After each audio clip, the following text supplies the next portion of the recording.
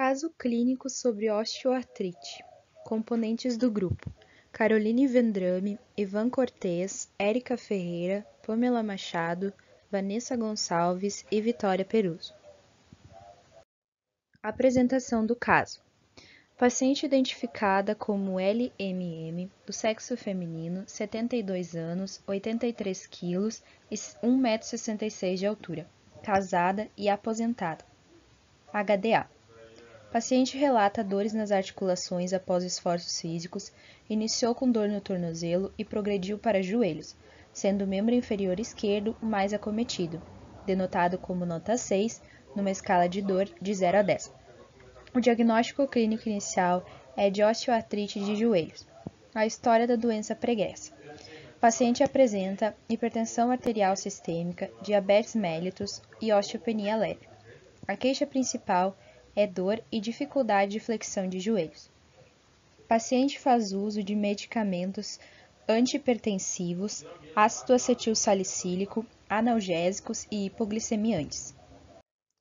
Na avaliação física, o paciente apresentou na inspeção pé de membro inferior esquerdo cavo do tipo rígido com dedos em garra, marcha com hipomobilidade de joelhos e quadris. Na palpação, apresenta edema em ambos os joelhos. Na goniometria, diminuição da força dos flexores e extensores preservados. O diagnóstico é de osteoartrite primária nos joelhos. O paciente relata sentir dificuldade de subir degraus, o que dificulta suas atividades da vida diária.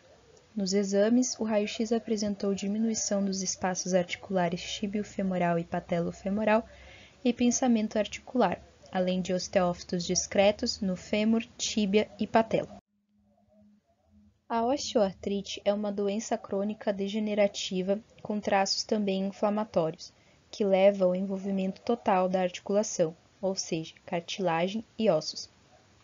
Se classifica em primária, que geralmente acomete mais mulheres em períodos pós-menopausa, tende a ser na maioria das vezes simétrica e bilateral. Acredita-se que fatores genéticos e bioquímicos estão envolvidos nesse processo, mas ainda não se conhece completamente as causas. Afeta em grande parte dos casos mais de uma articulação. A osteoartrite secundária geralmente acontece após fraturas, traumas intensos, lesões e microlesões de repetição, sobrecarga na articulação que acabam por causar esgotamentos e um quadro inflamatório crônico. Este quadro geralmente leva a grande perda cartilaginosa e alterações ósseas subcondrais, importantes devido ao grande desgaste da cartilagem. A articulação mais afetada é o joelho. As demais são interfalangianas, quadris e coluna vertebral. As áreas mais afetadas em mulheres são as mãos e os joelhos, e nos homens é a articulação coxofemoral que mais sofre com a osteoartrite. Para a realização do diagnóstico, é observado principalmente a história e exame clínico do paciente, sendo observado os seguintes tópicos: dor e hipersensibilidade quando é realizada a mobilização, palpação ou outras manobras, crepitação palpável excepcionalmente audível, o que não é comum a ser observado em outras palpações, espasmos e atrofia da musculatura articular satélite, que é a musculatura que mantém relação com vasos sanguíneos e nervos, limitação da amplitude articular seguindo um padrão de acometimento capsular, poucos sinais de inflamação articular, derrame articular, muitas vezes associado com trauma ou ainda o uso excessivo da articulação, instabilidades e deformidades articulares, assim como pode ser observado um aumento articular de consistência firme ou ainda a perda da função. Ainda temos outras opções na realização do diagnóstico, que é a utilização de exames complementares, podendo ser realizado raio-x, sendo utilizado especialmente para os estágios iniciais da doença ou ainda para a exclusão de possíveis doenças, como por exemplo osteonecrose, Paget e artropatias inflamatórias. A ressonância magnética é utilizada para avaliar a progressão da osteoartrite, mas não é comumente usada na prática clínica, ou ainda a ultrassonografia, que é utilizada na avaliação de coleções líquidas, sinovites e cistos associados ao envolvimento articular. Na figura 1, podemos observar o exame de raio-x representando os 4 estágios da doença. Já na figura 2, observamos uma lesão degenerativa meniscal secundária à artrose severa, apresentando uma sinovite ao redor, indicando uma lesão degenerativa. Falando um pouco sobre a histologia da doença. Apresenta perda da homogeneidade da cartilagem articular, coloração irregular das proteoglicanas na matriz, camadas mais fundas de cartilagens são invadidas por capilares oriundos da cartilagem calcificada. Ocorre também a formação de osteófitos e são cobertos por fibrocartilagem e cartilagem hialina irregular. Na imagem à esquerda, pode-se observar as fibras de colágeno tipo 2, dando origem a fissuras e fendas na superfície articular. Acontece também a morte de condrócitos e porções da cartilagem em toda a sua espessura são esmagadas. Com isso, a imagem à esquerda mostra o osso subcondral, que se torna a nova superfície articular. Ocorre refortalecimento e esclerose do osso esponjoso subjacente. Diferencial. Dentre as diversas enfermidades que podem acometer um indivíduo e apresentar sintomatologia similar à osteoartrose, ressaltamos as 5 principais doenças. Dentre elas, a artrite reumatoide, que caracteriza-se como uma doença inflamatória crônica, recorrente, sistêmica e de natureza autoimune. Além das articulações, ela compromete a pele, coração, pulmões, músculo e vaso sanguíneo. O seu curso clínico é muito variável e com períodos de remissão e recidivas. Na maioria dos casos, tem início insidioso, com dor muscular difusa, mal-estar, fadiga e febre baixa. A síndrome de Reiter caracteriza-se pela tríade de artrite, conjuntivite e uretrite não gonocócica. O paciente pode ser acometido igualmente por ceratodermia palmoplantar, ulcerações na cavidade oral e distúrbios cardiovasculares. A artrite é poliarticular e assimétrica, acometendo principalmente os membros inferiores.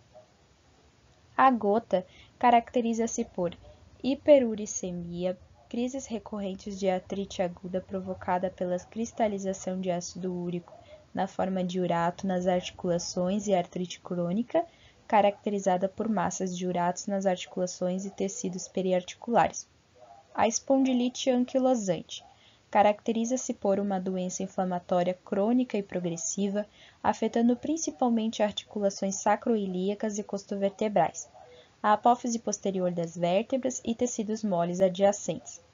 As lesões das articulações periféricas são semelhantes às da artrite reumatoide, havendo infiltrado linfoplasmocitário, derrame articular e destruição da cartilagem articular. A artrite tuberculosa caracteriza-se por uma afecção articular grave, pois tende à destruição articular, levando a deformidade e incapacidade funcional. Na maioria dos casos, o paciente é acometido por sinovite difusa com granulomas e áreas caseosas, e outras áreas ulceradas com possibilidade de atingir ossos. Na discussão, considerando os sinais e os sintomas apresentados pela paciente, chegou-se ao possível diagnóstico de osteoartrite primária. Para confirmação, foi solicitado um raio-x da articulação de joelho e os resultados estão apresentados na figura 1. O raio-x da paciente apresenta diminuição do espaço articular, demonstrando perda de cartilagem e com isso o osso subcondral reagiu espessando-se e dando origem aos chamados osteófitos, que podem ser observados na tíbia e no fêmur. Os relatos do paciente coincidem com os esperados na doença, com o aumento da dor nos primeiros dias, não ultrapassando 30 minutos, como ocorreria na artrite reumatoide. Ainda tem a predisposição da paciente pela idade apresentada, além da relação com a diminuição do estrogênio na menopausa e a presença de um dos principais fatores de risco, que é a obesidade. Com o diagnóstico confirmado de osteoartrite primária, a paciente foi esclarecida sobre o caráter benigno da doença e o bom prognóstico na maioria dos casos. Foi também orientada a seguir tratamento específico, com finalidade de diminuição da dor e melhora do bem-estar funcional, através de terapia medicamentosa para alívio da sintomatologia dolorosa e para estimular a proliferação de condrócitos e intensificar a síntese de colágeno tipo 2. Acompanhamento nutricional com a finalidade de diminuição de peso e com isso diminuir a carga sobre a articulação.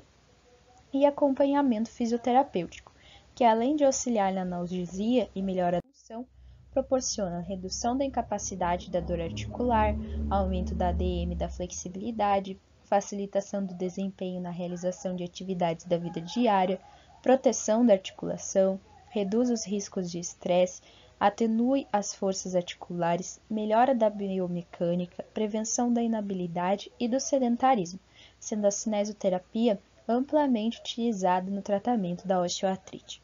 Aqui estão apresentadas as referências bibliográficas para este caso clínico. Muito obrigada pela atenção.